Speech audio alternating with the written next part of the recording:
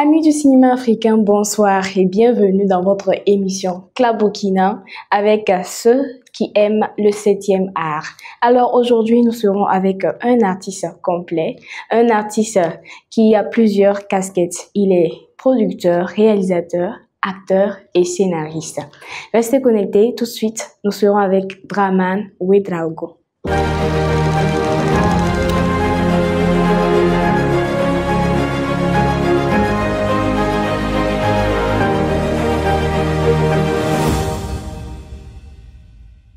Dramane Ouedraogo, bonsoir. Bonsoir. Bienvenue dans Klabokina. Merci de m'avoir invité. Merci à vous d'avoir accepté notre invitation. J'espère que vous allez bien. Très bien. D'accord. Et avant de parler de votre carrière d'acteur, nous allons parler d'une de vos œuvres qui a remporté le prix de la révélation au FESPACO 2023. Et déjà, c'était la toute première fois que vous réalisez. Et là, vous obtenez le prix de la révélation au FESPACO 2023. Dites-nous comment ça s'est passé, comment est né ce projet-là. Alors, le titre du film, Mala aussi loin que Dieu la nuit, c'est un film qui m'est venu comme ça à travers les réseaux sociaux. Okay. J'étais sur Facebook et ce jour-là, j'ai constaté que au fur et à mesure que je cherchais des informations, je tombais beaucoup sur des offres de portefeuille magiques. Et c'est là que je me suis posé une question, mais si ces offres-là qui sont tout le temps à la portée des jeunes, est-ce que si quelque chose n'est pas fait, est-ce qu'ils ne vont pas céder? Parce que on est malheureusement dans un monde où tout le monde a accès aux réseaux sociaux, tout le monde voit tout, tout le monde voit ce que les influenceurs et autres nous montrent. Tout à fait.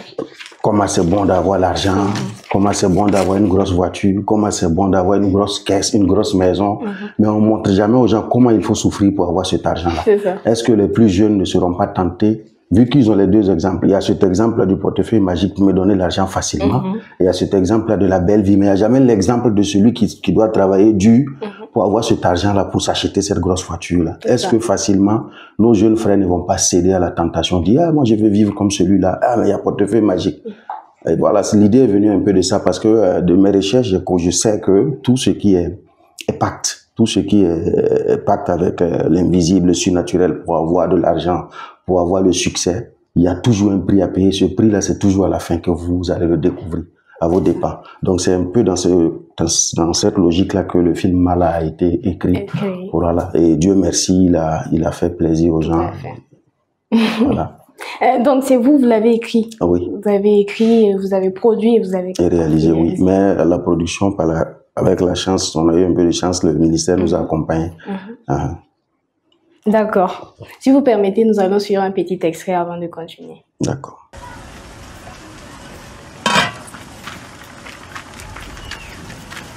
Mala, qu'est-ce qui ne va pas? Depuis un certain temps, je sens que tu n'es plus le même. J'en ai marre de cette vie de merde que nous vivons. Sincèrement, j'en ai marre. Mala, tu devrais te réjouir. Toi, au moins, tu manges à ta faim. Tu as un toit que feu ton père nous a laissé. Combien sont ces personnes qui n'ont pas le minimum de ce que tu as? Hein? Maman, tu fais bien d'évoquer feu mon père, parce que c'est de sa faute si nous vivons dans cette misère-là. Pendant que les autres garantissaient l'avenir de leurs enfants, lui, il faisait quoi? Hey! Contrôle ta langue, hein? Mala, contrôle ta langue. Sinon, il va te perdre un jour. De toute façon, je suis déjà perdu. Tu n'as que 30 ans. Et alors? Et alors? Et alors? Tu dois apprendre à te battre. Et tu as tout le temps devant toi de construire ce que ton père ne t'a pas donné. Arrête de te plaindre.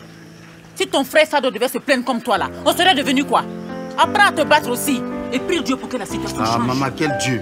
Quel Dieu? J'ai dit j'en ai marre de cette vie de merde. Est-ce que Dieu il n'est pas au courant? Et puis de toute façon, Fado il envoie quoi de bon? Fado envoie quoi de bon? Mala, Fado envoie quoi de bon? C'est lui qui s'occupe de nous. C'est lui qui s'occupe de moi et de toi, de ta soeur.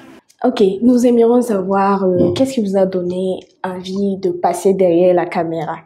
Dans le film Mala, vous avez joué dedans. Vous avez été réalisateur ainsi que scénariste et producteur.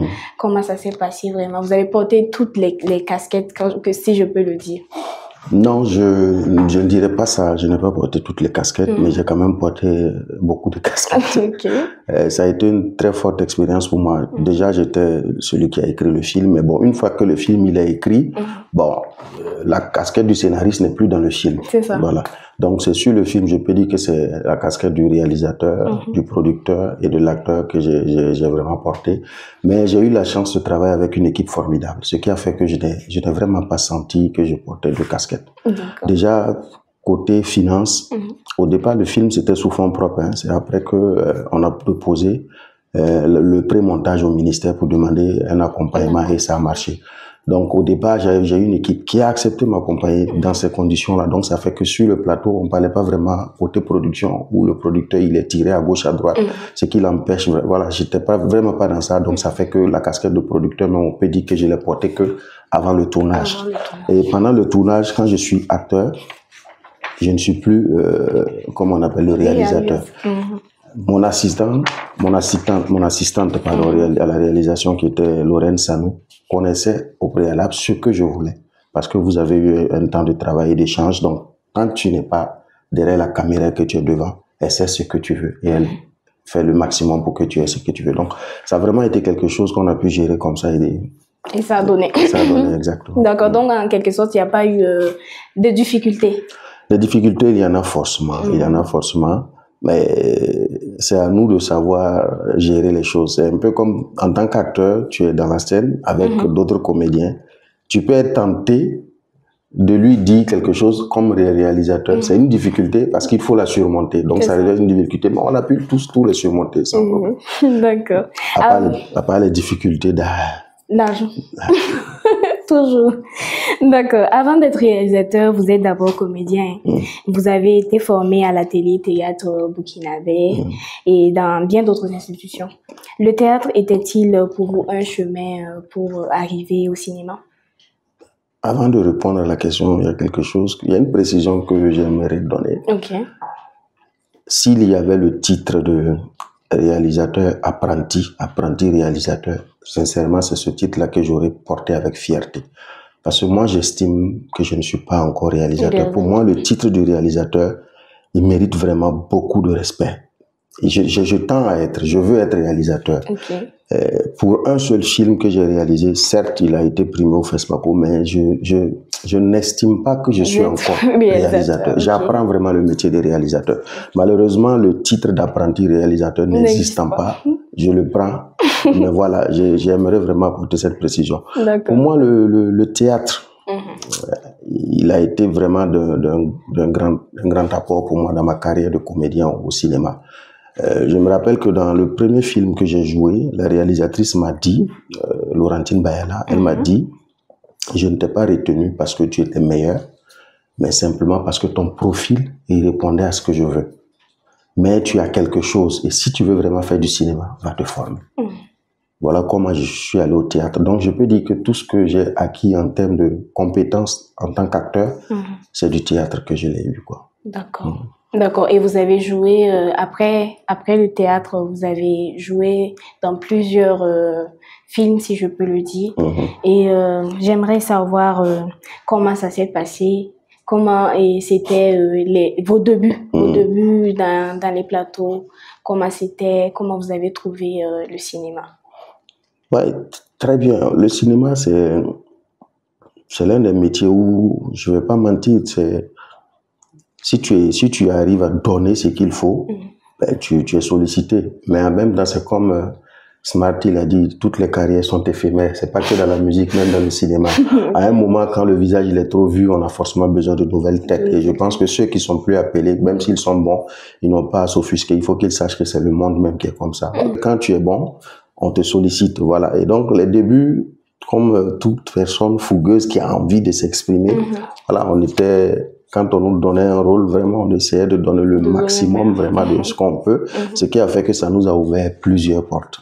Je peux dire qu'il y a eu des années où j'ai joué dans la même année sur 3, 4 ou 5 projets. C'est arrivé, il y a eu des périodes comme ça, oui.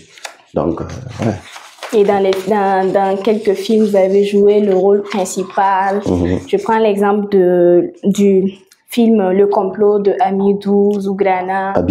Abibou, Abibou Zouglana, pardon.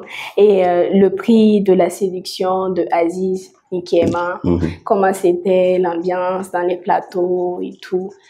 Le rôle principal, hein. Oui, ça me plaît que vous preniez ces exemples parce que ce sont ces deux films qui m'ont vraiment ouvert les portes en tant qu'acteur dans des films long métrages, puisque dans beaucoup de films, disons, c'était des courts métrages, des films d'école, des ISIS, de l'Institut supérieur de l'image et du son. Et mon premier long métrage, qui est Le complot de Abibou Zouglana, produit par Pic Productions.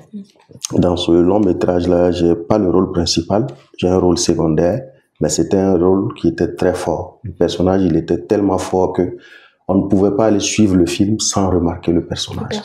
Et donc, c'est de là que quelqu'un me repère et il m'appelle pour le projet suivant qui est le prix de la séduction, qui lui aussi m'a ouvert plusieurs portes. Mais le prix de la séduction, ça, c'était le rôle principal. Ça a été le tout premier rôle principal que j'ai eu dans un long métrage. D'accord. Avec Aziz. Aziz comme réalisateur immédiat. Monsieur Ernest Kabouré qui était le producteur. D'accord. Et à part ça aussi, vous avez joué des rôles secondaires dans d'autres films. Comment trouvez-vous les deux rôles, rôle principal et rôle secondaire? Moi, j'aime le dire, hein, il n'y a pas un petit rôle. S'il était petit, s'il était inutile, il ne serait pas dans le scénario. Et je prends même l'exemple tout de suite du complot dont j'ai fait cas, où je n'avais pas le rôle principal, mais mon jeu a fait qu'on m'appelait pour un rôle principal quelque part. Pour moi, tous les rôles sont bons à prendre.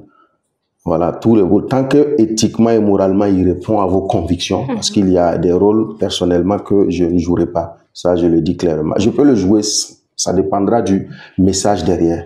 Par exemple, si on m'appelle pour jouer le rôle de quelque chose qui est rejeté par ma société, et que je me rends compte que ce rôle-là, c'est pour faire la promotion de cette chose-là, je ne vais pas jouer. Maintenant, si c'est pour un rôle que je dois incarner pour juste montrer que cette chose-là n'est pas bien, qu'elle est rejetée par ma société, oui, je peux bien m'engager. Donc, c'est un peu ça. Non, sinon, dans l'ensemble, pour moi, il n'y a pas de mauvais rôle. Tous les rôles sont à prendre. Il n'y a pas de petits rôles, pardon. Tous les rôles sont à prendre au sérieux parce que ils sont importants, c'est pourquoi ils sont dans le scénario. C'est ça. D'accord. Et comment parvenez-vous à incarner le rôle, à donner vraiment ce que le réel attend? Comment vous vous inspirez pour incarner le personnage? Tout ça, c'est le théâtre. Hein. Je pense que la base, c'est le théâtre. Puisque au théâtre, déjà, on vous apprend à créer le personnage. Voilà, vous prenez le scénario. Quand vous lisez votre scénario, tout de suite, vous créez votre personnage. Et la création du personnage, c'est aussi sur la base de nos expériences, nos vécus. Si on te dit aujourd'hui de jouer le rôle d'un soulard, quand même, tu vas fouiller dans ton subconscient, tu vas chercher quel soulard tu as déjà rencontré, mais comment il était. C'est comme ça que tu vas créer ton personnage. Et puis maintenant, ajouter un peu de toi pour rendre ton personnage original. Donc, la création du personnage, c'est vraiment quelque chose que j'ai appris au théâtre. Voilà, je crois. Donc, il faut forcément commencer au théâtre pour être, je sais pas, pour être meilleur ou dans le cinéma. Je dirais pas forcer, il faut forcément passer par le théâtre. Je ne dirais pas ça. Mais je sais qu'aller au théâtre, ça va vous apporter forcément quelque chose de plus. Je dis ça, c'est valable pour tous les corps de métier. Moi, par exemple, je suis un cinéaste autodidacte. Je n'ai fait aucune formation en écriture de scénario. Je n'ai fait aucune formation en réalisation, mais j'ai réalisé un film. Vous voyez? Mais je suis sûr que si j'avais fait l'école de cinéma, si j'avais fait une étude en réalisation approfondie, peut-être qu'il y a des erreurs que je n'aurais pas fait sur mon film parce qu'on m'aurait déjà dit là-bas, ça se fait pas. Ça se fait comme ci, ça se fait comme ça. Pour dire que tout corps de métier mérite quand même une certaine formation. Voilà, donc on continue d'apprendre un peu, c'est valable pour l'actorat aussi, quoi. On peut être un bon acteur sans avoir fait l'école de théâtre, sans avoir fait de formation, mais soyez sûr que aller au théâtre, aller en formation, ça vous apporte un plus. Rien que la manière de se déplacer sur scène, vous allez l'apprendre où? Au théâtre. D'accord. Vous avez également été sollicité à l'international. Vous avez joué dans le film Burkinabé de Ntado et Carla, et à l'Afrique du Sud. Et comment ça s'est passé? Comment trouvez-vous le tournage à l'étranger? Alors, je vais apporter une précision ici. C'est un film étranger, c'est un film sud-africain, mais on l'a tourné au Burkina. Ah, ok. Voilà. L'histoire, c'est l'histoire d'une, disons, d'une métisse, une métisse qui a été donnée en adoption par sa mère. Disons, sa mère a rencontré un blanc, elle est tombée enceinte et elle savait que l'enfant allait être rejeté parce que le papa n'était pas ici. Donc, elle a donné l'enfant en adoption. C'est une famille sud-africaine qui a adopté l'enfant et est partie en Afrique du Sud. L'enfant a grandi là-bas et elle était atteinte après d'une maladie incurable et elle décide de revenir connaître ses racines avant de mourir. Donc, quand elle arrive au Burkina, elle tombe sur quelqu'un qui se débrouille aussi en anglais. Et c'est avec cette personne-là qu'elle va faire toute son aventure. Donc, c'est un peu ça, ce personnage-là. Oui, ça a été une très belle aventure pour moi aussi, parce que moi qui ne suis pas anglophone, de voir jouer dans un film en anglais du début jusqu'à la fin, ouais, ça a été une très belle expérience. Et puis, bon, tous les plateaux sont différents. Eux, ils ont forcément leur réalité que nous, on n'a pas. Donc, travailler avec eux, ça te permet de voir aussi comment eux, ils fonctionnent sur plusieurs plans. Ouais, j'ai beaucoup aimé cette expérience-là. Et une anecdote, quand on a tourné le film, j'ai tellement bossé mon texte que je savais tout ce que je disais en anglais. Et quand le film est sorti, quoi, un an après, je suis allé revoir le film en salle et je ne savais pas ce que moi-même j'étais en train de dire. Je ne comprenais plus ce que je disais. Oh là là. C'était en anglais tout. C'était en anglais, oui. Ouais.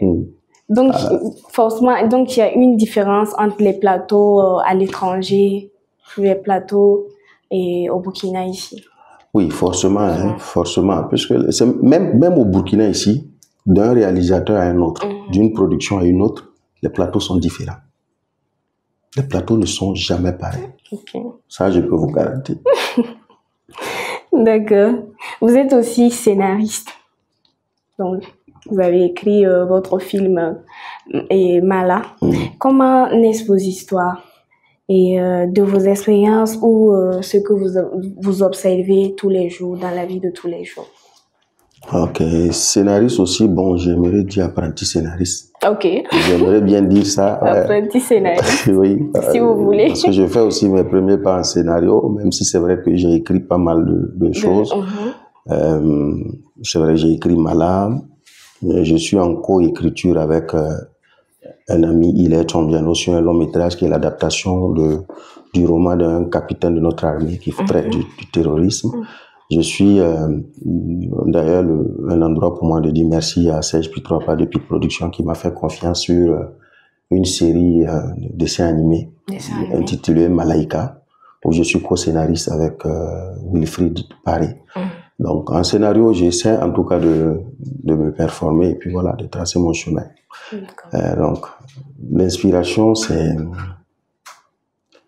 Disons, hormis les scénarios que j'écris pour d'autres structures ou d'autres personnes, pour ce qui concerne mes propres inspirations, c'est vraiment basé sur des thèmes qui touchent directement à notre existence. Quand je dis à notre existence, c'est vraiment la population burkinabé et africaine de façon truc. Je suis plus inspiré dans ce sens-là et j'ai beaucoup de penchant pour le drame que l'amour. Ça, c'est une précision que je vais apporter. Voilà, c'est comme quelqu'un qui a dit une fois, je ne sais pas si j'ai le droit de dire ça sur un plateau. Je crois qu'il y a un humoriste qui dit une fois, si tu rêves que Sana Bob est en train de chanter Zouk, il faut te réveiller. C'est que c'est un cauchemar. C'est la même manière, si tu me vois un jour écrire un film d'amour, c'est un cauchemar. Je suis plus drame. Voilà, dans l'écriture, je suis beaucoup plus drame que toute autre chose. D'accord. Vous avez travaillé avec, disons, collaboré avec plusieurs réalisateurs, les grands noms du cinéma, si je peux le dire. Dani Kouyaté, Chloé Aïcha Bourou, il y a Delphine Yerbanga. Que retenez-vous de toutes ces collaborations? Je retiens beaucoup de bonnes choses. Hein. Dani Kouyaté, Aïcha, Chloé Bourou, c'était ma première expérience avec eux. Dani Kouyaté, que moi je connais très bien, mais lui, qui peut-être ne me connaissait pas, quelqu'un sûrement nous met en contact pour le rôle du prince dans son film Katanga. Il me rencontre une seule fois, et puis il me dit oui, bien. Après, sur le plateau, je découvre sa façon de travailler. C'est comme je vous ai dit, je suis apprenti réalisateur. Donc, même quand je suis sur un plateau en tant que comédien, Je regarde beaucoup, j'apprends beaucoup, j'observe, je vois beaucoup de choses. Et sur le plateau de Danny Kouyaté, j'ai appris beaucoup de choses sur sa manière de faire, sa manière de réaliser, sa manière de discuter avec ses techniciens et ses comédiens. J'ai vraiment appris beaucoup. Ça a été pareil pour Aïcha Chloé Boro. Ouais, ça a été pareil, la même expérience. Avec Delphine Yarbanga, j'ai eu la chance de travailler plusieurs fois. Donc, oui, c'était de belles expériences, différentes mais belles. Belles. D'accord. Le gouvernement vient de lancer le FASO-Film Fonds, doté d'1 milliard de francs CFA. En tant que réalisateur et producteur, vous avez dit de ne pas dire réalisateur, apprenti réalisateur, apprenti producteur et acteur. Comment trouvez-vous cette initiative? Je pense que ça vient à point nommé. Comme on le dit, mieux vaut tard que jamais. Et il fallait que ce fonds-là, il existe. Vous savez, le Burkina, jusqu'à maintenant, est appelé capitale du cinéma burkina, capitale du cinéma africain. Et pour moi, c'était vraiment pas juste que des pays aux alentours, des pays africains à côté de nous, aient un fonds périn pour soutenir leur cinéma et que la capitale du cinéma même n'ait pas ça. Donc, pour moi, c'est vraiment la bienvenue. Et j'ai confiance déjà en l'équipe qui est sur place. Pour vous dire vrai, j'ai confiance en cette équipe-là. Je sais qu'il y a de bonnes choses qui vont sortir dans les années à venir. Voilà. D'accord. Ok, quels sont vos projets à venir? Alors... Peut-on s'attendre à vous voir sur le grand écran? Alors, actuellement, je suis, pour ce qui concerne Draman Ouedraogo et Limora Film, qui est la structure que je pilote. On a 3 projets sur lesquels on est en train de travailler. Il y a un court-métrage qui, lui, est bouclé. On est juste à la recherche des financements pour le lancer. Voilà, un court-métrage qui va traiter du thème de la cohésion sociale. Notre cohésion qui s'est effritée à cause de ce terrorisme qu'on vit là, de cette guerre qu'on nous a imposée. Voilà, c'est un peu ramener les gens sur le chemin, savoir déterminer notre ennemi. On a un ennemi commun, qu'on soit Burkina, Mossi, Peul, Djoula, on a un ennemi commun. Il n'est pas Peul, il n'est pas musulman, il est juste un terroriste. C'est un peu ça, c'est un peu de ça que le court-métrage traite. Il y a aussi un long-métrage dont j'ai parlé tout à l'heure en coécriture avec Ilet Chombiano. Là, on a fini carrément le séquencier. Il nous reste juste à ajouter les dialogues. Mais il y a aussi une série sur laquelle je travaille qui va très bientôt être vue à l'écran aussi. Ça aussi, c'est un peu le contexte politique, je ne sais pas si je dois dire militaro-politique de notre pays, depuis Sankara jusqu'à maintenant qu'on essaie de mettre en une série. Voilà, je suis en écriture pour le pilote des 3 épisodes. Inch'Allah, 2026 sera lourd. D'accord. Disons, il sera chargé. Chargé. Beaucoup de courage à vous. Merci beaucoup. D'accord, nous sommes presque à la fin de cette émission. Et je vais vous poser quelques petites questions. Vous allez répondre spontanément. Spontanément? Oui. Sans réfléchir. Oui, c'est ça. Ok, votre plat préféré? Benga. Benga, ok. Un film dans lequel vous auriez voulu jouer, mais pour lequel vous n'avez pas été sollicité? Boukari Koutou, de Idrissa Ouedraogo. Il m'avait parlé du projet, je me souviens, mais le projet n'a jamais eu lieu, donc je ne sais pas si je dois dire que je n'ai pas été sollicité. D'accord. Ok. Théâtre ou cinéma? Les deux. Les deux. Vous ne choisissez pas? Les deux. Les deux. Je dois forcément faire un choix? Oui. Waouh. Donc, vous ne pouvez pas faire le choix. C'est difficile de faire le choix. D'accord. Ok. Merci beaucoup. Merci à vous. Merci vraiment d'avoir accepté notre invitation. Ça a été un plaisir. Merci à vous de nous donner cette plateforme-là pour nous exprimer. Ça fait plaisir. Merci encore. Et merci à vous, chers amoureux du cinéma africain, de nous avoir suivis. Et à très bientôt pour un nouveau numéro de Club Burkina.